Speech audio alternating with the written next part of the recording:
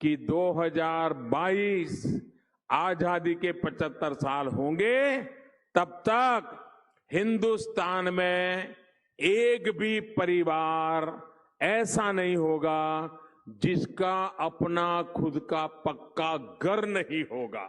जब आजादी के 75 साल हो 2022-23 में ये हम रेल का काम पूरा करें। दूर सुदूर पहाड़ों में भी क्यों न रहते हो लोग, 24 घंटे बिजली मुहैया करा देंगे। ये शासन का काम है कि बिजली 24 घंटे पहुंचाने के लिए प्रयास करे। सुना आपने, पहला वादा था उनका 2022 में सबको अपना घर मिलेगा, जो मैंने आपको सुनाया। 2022 में किसानों की आय दोगुनी होगी, 2022 में बुलेट ट्रेन चलेगा, 2022 तक 200 स्मार्ट सिटी बनेंगे। लेकिन सोचिए कि 2014 में प्रधानमंत्री ने जो वादे किए थे, क्या वो 2018 में पूरे हुए?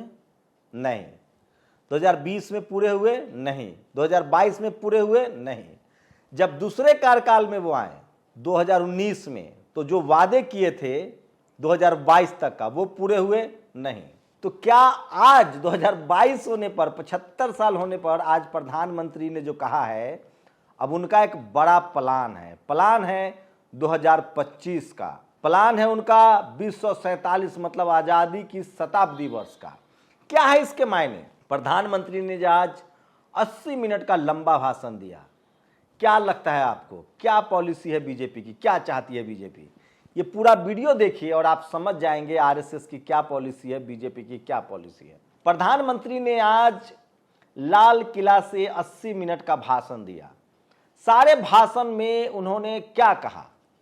सब कुछ कहा कि हम 2026 तक पूरा करेंगे। 2025 में लोकसभा का चुनाव है।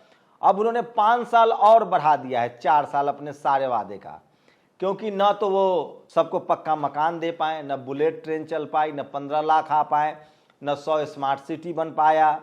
चाइना का घुसपैठ जारी है। नारा उन्होंने नया नया दे दिया। मैं लगातार आप लोग को वीडियो दिखा रहा था 2018, 19, 20 का। क्या हुआ? 1 लाख करोड़, 1 लाख, 1.25 लाख करोड़, फिर 1 लाख करोड़। ये वीडियो भी मैंने आपको दिखाया था, एक बार फिर से सुन लीजिए।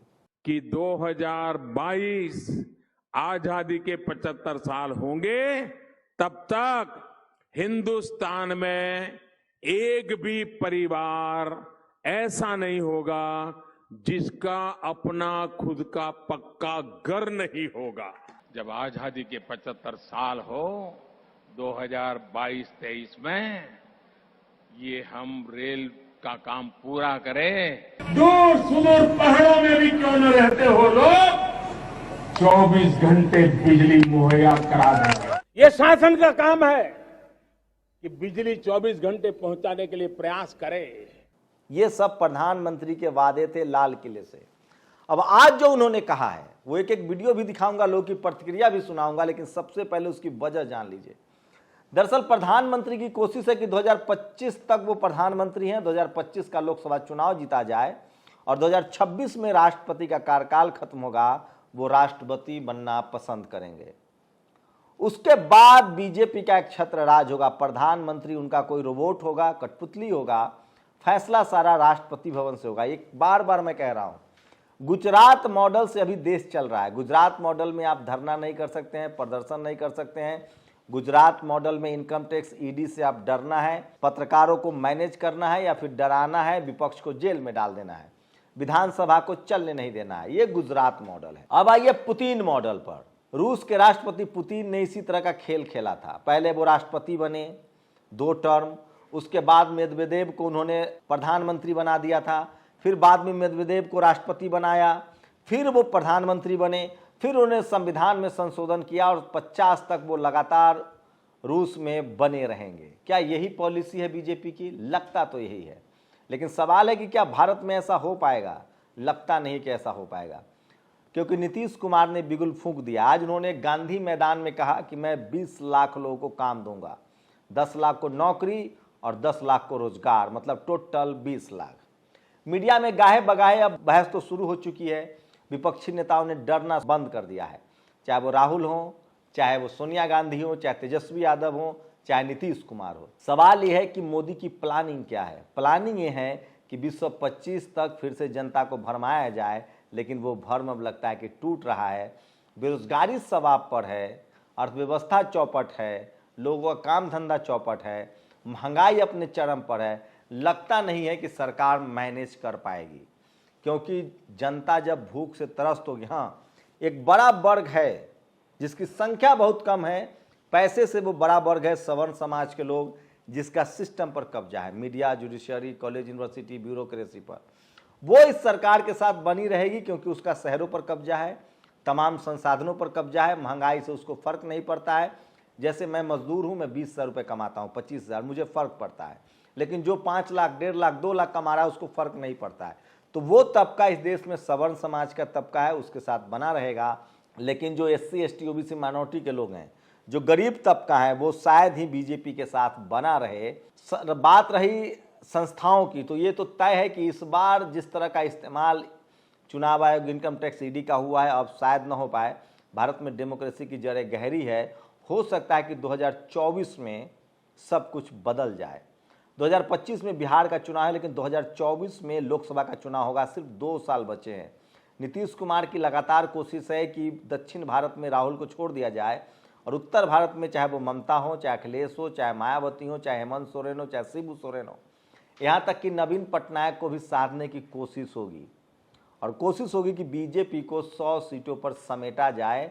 बीजेपी भले आपको नेशनल पार्टी लगती है, लेकिन बिना गठबंधन वो चुनाव नहीं जीत सकती है। सोचिए, अगर राजस्थान में कांग्रेस का जिस तरह का रवैया है, बहुत खराब रवैया है, अगर राजस्थान में ओवैसी और मायावती कांग्रेस के साथ गठबंधन करे, सम्मानजनक गठबंधन, तभी कांग्रेस बचेगी, नहीं तो वहां बीजेपी का आना तय है। छत्तीसगढ़ में भी है वही BSP, कांग्रेस के साथ सम्मानजनक समझौता करना पड़ेगा, तभी भी कांग्रेस वहां मुख्यमंत्री पद पर बने रह सकती है।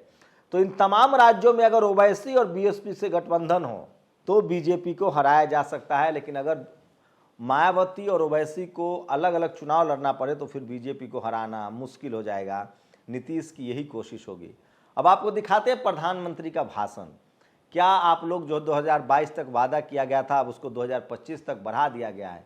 मतलब 2024 में उनको वोट दीजिए, तब जाके वादा पूरा होंगे। क्या जो आदमी 2014, 2015, 16, 17, 18, 19, 20, 21, 22, 9 सालों तक लगातार आपको झूठ बोलता रहा हो, क्या उनके वादों पर आप भरोसा करेंगे? पब्लिक की राय बिल्कुल वैसी है कि भरोसे के लायक नहीं है। आपको सुनाता हूं। बस कुछ घंटों की बात है, फिर भारत में सबके पास अपना घर होगा। अमित ने यह तंज किया है प्रधानमंत्री पर। सोचिए, अब ये वीडियो देखिए। दूर सुदूर पहाड़ों में भी क्यों न रहते हो लोग, 24 घंटे बिजली मुहैया करा देंगे। ये शासन का काम है कि बिजली 24 घंटे पहुंचाने के लिए प्रयास करे। 2022 तक वो खुद कहते थे 24 घंटे बिजली का दावा, वो शासन प्रशासन बतियाने लगे हैं 2022 आते आते। ये एम्बियंस सुन लीजिए, वीडियो सुन लीजिए। बस कुछ पल की बात है। उमाशंकर सिंह ने बड़ा ट्वीट किया है। किस तरह से प्रधानमंत्री ने कहा था कि 2022 में JP नड्डा का ये ट्वीट देखिए। 2022 में जब 75 साल होंगे आज़ादी के, हर किसी के पास अपना घर होगा। ये देखिए, ये उद्धव ठाकरे ने कहा है। आज लद्दाख और अरुणाचल में चीन हमारी जमीन में घुस रहे हैं। ऐसे में सिर्फ घर पर तिरंगा लगाने से चीन हमारी जिन से वापस नहीं चले जाएंगे। और नीतीश कुमार का बड़ा ऐलान, बिहार में 10 लाख लोगों को नौकरी के साथ 20 लाख लोगों को रोजगार दिए जाएंगे। एम्बियंस सुन लीजिए।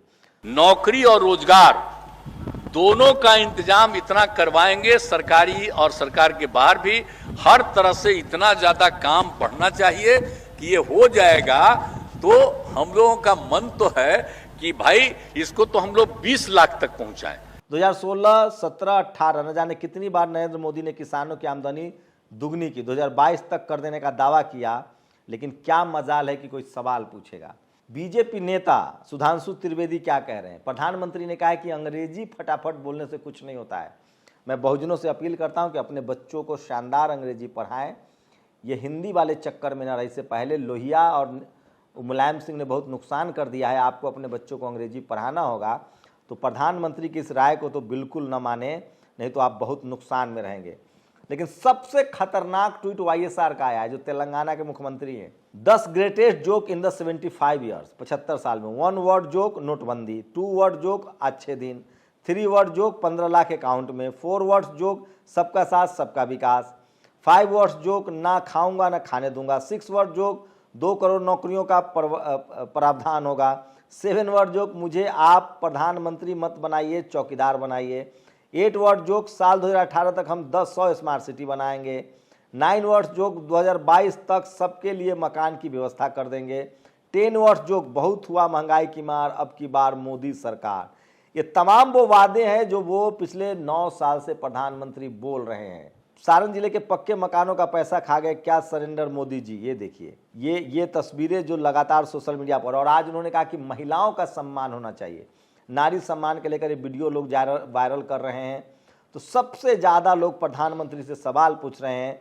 80 मिनट के भाषण में मोदी ने महंगाई पर शब्द जीरो, रोजगार पर जीरो, कालाधन पर जीरो, भ्रष्टाचार पर जीरो, शिक्षा पर जीरो, स्वास्थ्य पर जीरो, सोशल जस्टिस पर जीरो।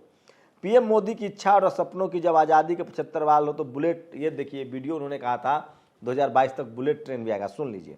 जब आजादी के 75 साल हो 2022-23 में, ये हम रेल का काम पूरा करें। इस बार रूबिका लियाकत ने खबर कंफर्म किया कि प्रधानमंत्री टेलीप्रॉम्प्टर देख के नहीं बोल रहे थे। क्या इसका मतलब वो सब सारे भाषण टेलीप्रॉम्प्टर देख के बोल रहे थे? मोदी जी ने एक और बात कही है, परिवारवाद के खिलाफ वो लड़ना चाहते हैं। तो लोग कह रहे हैं कि अनुराग ठाकुर, धर्मेंद्र प्रधान, पीयूष गोयल, इनका क्या होगा। तो ये तमाम जो खबरें, ये देखिए बीजेपी नेता सुधांशु त्रिवेदी का बयान है। और ये देखिए, देश के सामने 2 बड़ी चुनौतियां हैं, परिवारवाद और भ्रष्टाचार, ये उनका कहना है। यही नहीं रुके प्रधानमंत्री, उन्होंने कहा कि 5 साल के बच्चे विदेशी खिलौना के लिए मना कर रहे हैं। प्रशांत ने पूछा है कि प्रधानमंत्री विदेशी गाड़ी पर चलते हैं, विदेशी जहाज चढ़ते हैं। तो ये सबसे ज़्यादा सोशल मीडिया पर वायरल है और लोग कह रहे हैं। नितिन राउत ने एक ट्वीट किया है, मैं आपको बता रहा हूँ, ये सबसे शानदार ट्वीट है। क्या क्या बिका है उसकी पूरी लिस्ट जो है वो 9 सालों में प्रधानमंत्री ने क्या क्या बेचा है। BPCL, SAIL, HP, EF, gun factory, wheel, Air India, BALCO, railway station, BSNL, MTNL, AAI, Coal India को बेचने का प्रयास जारी है। इसरो को बेचने का IIT, IIM, ICSE। तो ये तमाम सवाल जो हैं प्रधानमंत्री के वादे की वजह से लोग उससे पूछ रहे हैं। और आप कल्पना कीजिए कि किस तरह के हालात हैं इस देश में कि लोग प्रधानमंत्री के भाषण पर भरोसा नहीं कर रहे हैं। आज 80 मिनट का भाषण था, मैंने भी कुछ भाषण सुना। आप सोचिए प्रधानमंत्री आज क्या बोल रहे थे। वो सिर्फ और सिर्फ इथिकल बातें बोल रहे थे, ये होना चाहिए, ये नहीं होना चाहिए। जो आदमी पिछले 9 साल से प्रधानमंत्री हो, सोचिए 2014 से 2022 तक 2 साल और उनको रहना है। आज के भाषण में कोई नया प्लान नहीं, न कोई प्रॉमिस। सारे मामले को, पिछले प्रॉमिस को 2025 तक बस सिर्फ वो एथिक्स की बात कर रहे थे, जनता की तारीफ कर रहे थे। मोदी जी के पास कहने के लिए कुछ नहीं था। लेकिन ये सोशल मीडिया है जो एक एक बात की पड़ताल करती है। मैं फिर कह रहा हूँ 2025 तक गोल पोस्ट चेंज किया जा रहा है क्योंकि 2024 में लोकसभा का चुनाव है। क्या लगता है आप लोगों को कि क्या प्रधानमंत्री लाल किले से भी झूठ बोलते हैं? क्या उनको अपने वादों पर, लेकिन सवाल है कि इसके लिए जिम्मेदार कौन है? जिस मजबूती से मीडिया तेजस्वी यादव से और नीतीश कुमार से सवाल पूछ रही है, क्या प्रधानमंत्री से सवाल नहीं पूछा जाना चाहिए? और क्या मीडिया सवाल पूछेगी? आखिरी में एक व्यापारी झुनझुनवाला के मौत पर तो प्रधानमंत्री ट्वीट करते हैं, जो कि एक नेचुरल डेथ है, उम्र के हिसाब से डेथ है। लेकिन एक शेड्यूल कास्ट के बच्चे की हत्या कर दी जाती है, उस पर वो ट्वीट नहीं करते हैं। ये सवाल ये देश उनसे पूछ रहा है। मैं फिर कह रहा हूँ, आज का भाषण लब्बो लुआ भी है कि भाषण में सिर्फ वादे हैं और लोगों को बहलाया जा रहा है। वो पहले बहका चुके हैं, लोग अब सवाल पूछ रहे हैं तो उनको बहलाया जा रहा है। देखते हैं 2024 में जनता क्या फैसला करती है। वैसे नीतीश कुमार ने कह दिया है कि जो 2014 में आए थे वो 2024 में नहीं रहेंगे। आप लोग की क्या राय है? क्या प्रधानमंत्री के भाषण पर आपको भरोसा है या लगता है कि सिर्फ लॉलीपॉप है, जुबानी जमा खर्च है, सिर्फ वादे हैं? वादों का क्या? अपनी प्रतिक्रिया जरूर दीजिए। शुक्रिया।